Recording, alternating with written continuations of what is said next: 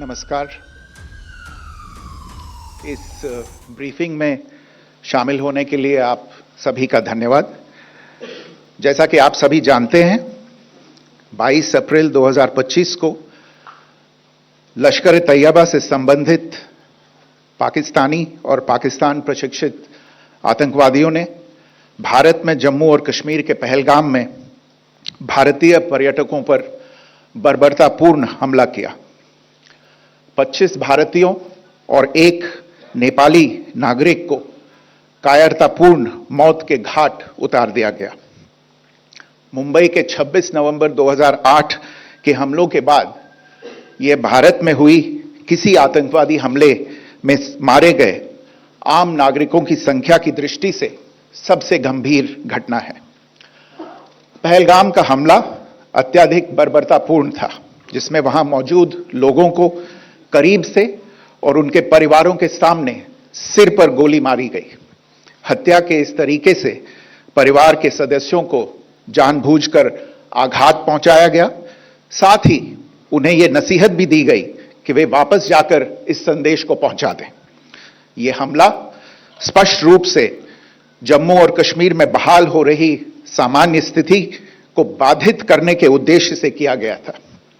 चूंकि पर्यटन फिर से अर्थव्यवस्था का मुख्य आधार बन रहा था, इस हमले का मुख्य उद्देश्य इसे प्रतिकूल रूप से प्रभावित करना था।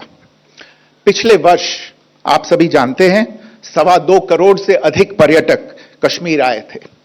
इस हमले का मुख्य उद्देश्य इसलिए संभवतः यह था कि इस संघ राज्य क्षेत्र में विकास और प्रगति को नुकसान पहुंचाकर इसे पिछड़ा बनाए रखा जाए और पाकिस्तान से लगातार होने वाले सीमा पार आतंकवाद के लिए उपजाऊ जमीन बनाने में सहायता की जाए।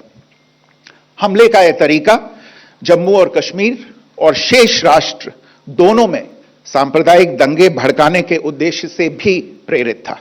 इसका श्रेय सरकार और भारत के सभी नागरिकों को दिया जाना चाहिए कि इन प्रयासों को विफल कर दिया गया। एक समूह ने खुद को रेजिस्टेंस फ्रंट TRF कहते हुए इस हमले की जिम्मेदारी ली है। यह समूह संयुक्त राष्ट्र द्वारा प्रतिबंधित पाकिस्तानी आतंकवादी समूह लश्कर-ए-तैयबा से जुड़ा हुआ है। यह उल्लेखनीय है कि भारत ने मई और नवंबर 2024 में संयुक्त राष्ट्र की 1267 कमेटी की सैंक्शंस मॉनिटरिंग टीम को अर्धवार्षिक रिपोर्ट प्रस्तुत की थी, जिसमें TRF के बारे में साफ इनपुट दिए गए थे। इससे पाकिस्तान स्थित आतंकवादी समूहों के लिए कवर के रूप में TRF की भूमिका सामने आई थी। इससे पहले भी दिसंबर 2023 में भारत ने इस टीम को लश्कर-ए-तैयबा और जैश-ए-मोहम्मद के बारे में सूचित किया था, जो TRF जैसे छोटे आतंकवादी समूहों के माध्यम से अपनी गतिविधियों को संचालित कर रहे हैं। इस संबंध में 25 अप्रैल को UN सिक्योरिटी काउंसिल प्रेस वक्तव्य में TRF के संदर्भ को हटाने के लिए पाकिस्तान के दबाव पर भी ध्यान दिया जाना चाहिए। पहलगाम आतंकवादी हमले की जांच से पाकिस्तान के साथ आतंकवादियों के संपर्क उजागर हुए हैं। रेजिस्टेंस फ्रंट द्वारा किए गए दावे और लश्कर-ए-तैयबा से ज्ञात सोशल मीडिया हैंडल द्वारा इसको रीपोस्ट किया जाना इसकी पुष्टि करता है। चश्मदीद गवाहों और विभिन्न जांच एजेंसियों को उपलब्ध अन्य सूचनाओं के आधार पर हमलावरों की पहचान भी हुई है। हमारी इंटेलिजेंस ने इस टीम के योजनाकारों और उनके समर्थकों की जानकारी जुटाई है। इस हमले की रूपरेखा भारत में सीमा पार आतंकवाद को अंजाम देने के पाकिस्तान के लंबे ट्रैक रिकॉर्ड से भी जुड़ी हुई है, जिसके लिखित और स्पष्ट दस्तावेज उपलब्ध हैं। पाकिस्तान दुनिया भर में आतंकवादियों के लिए एक शरण स्थल के रूप में पहचान बना चुका है। यहां अंतर्राष्ट्रीय स्तर पर प्रतिबंधित आतंकवादी सजा पाने से बचे रहते हैं। इसके अलावा पाकिस्तान ने इस मुद्दे पर विश्व और फाइनेंशियल एक्शन टास्क फोर्स जैसे अंतर्राष्ट्रीय मंचों को जानबूझकर गुमराह करने के लिए भी जाना जाता है। साजिद मीर का मामला, जिसमें इस आतंकवादी को पाकिस्तान ने मृत घोषित कर दिया था और फिर अंतर्राष्ट्रीय दबाव के परिणाम स्वरूप वो जीवित पाया गया, इसका सबसे स्पष्ट उदाहरण है। यह स्वाभाविक है कि पहलगाम में हुए इस हमले से जम्मू और कश्मीर के साथ साथ भारत के अन्य भागों में भी आक्रोश देखा गया। हमलों के बाद भारत सरकार ने स्वाभाविक रूप से पाकिस्तान के साथ संबंधों को लेकर कुछ कदम उठाए। आप सभी उन निर्णयों से अवगत हैं जिसकी घोषणा 23 अप्रैल को की गई थी।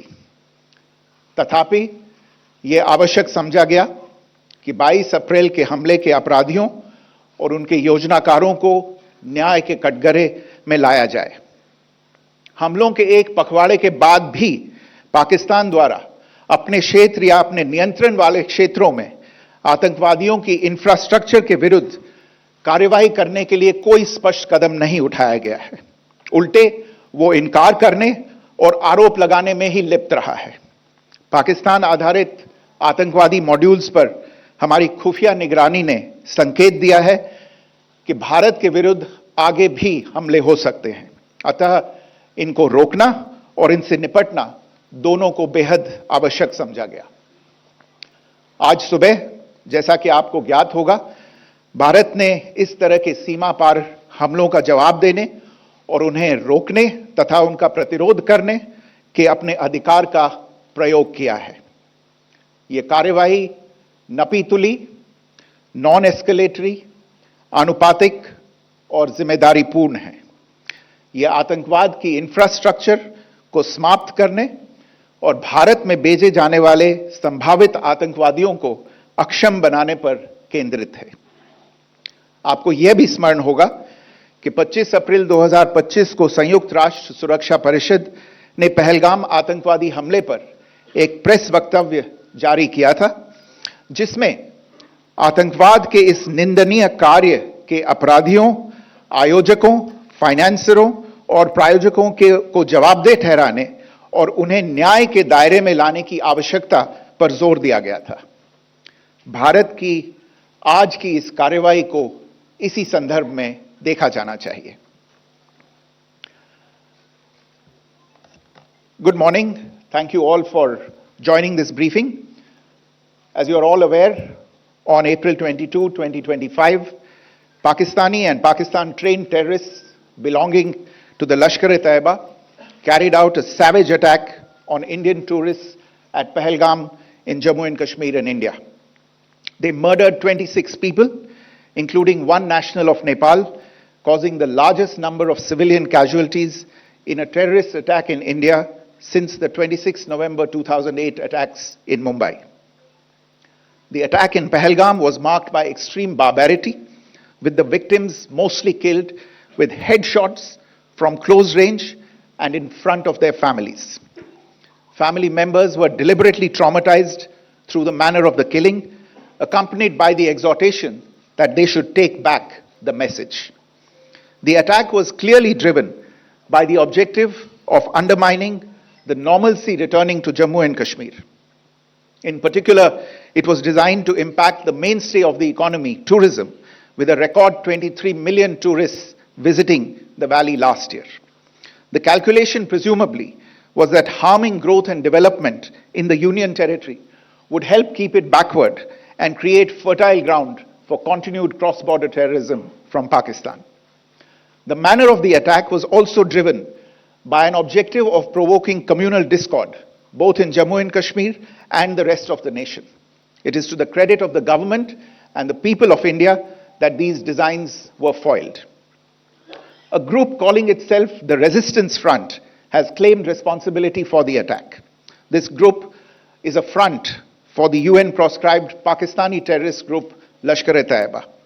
It is notable that India had given inputs about the TRF in the half-yearly report to the monitoring team of the UN's 1267 Sanctions Committee in May and November 2024, bringing out its role as a cover for Pakistan-based terrorist groups. Earlier too, in December 2023, India had informed the monitoring team about Lashkar and Jaish-e-Mohammed operating through small terror groups such as the TRF. Pakistan's pressure to remove references to TRF in the April 25 UN Security Council press statement is notable in this regard.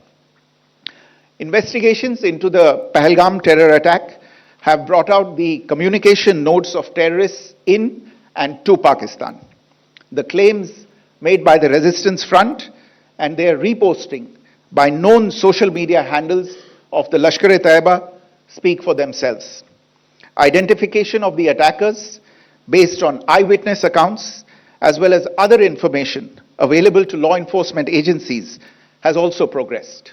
Our intelligence has developed an accurate picture of the planners and backers of this team. The features of this attack also tie in with Pakistan's long track record of perpetrating cross-border terror in India, which is well documented and beyond question. Pakistan also has a well-deserved reputation as a haven for terrorists from around the world, with internationally proscribed terrorists enjoying impunity there. In addition, Pakistan has been known to willfully mislead the world and international forums, such as the Financial Action Task Force, on this issue. The Sajid Mir case, in which this terrorist was declared dead and then, in response to international pressure, brought back to life, found alive and arrested, is the most glaring example. The latest attack in Pahalgam has understandably generated deep anger in Jammu and Kashmir and in other parts of India. Following the attacks, the government of India naturally responded with a set of initial measures relating to our engagement with Pakistan. You're all aware of the decisions that were announced on the 23rd of April. However, it was deemed essential that the perpetrators and planners of the 22nd April attack be brought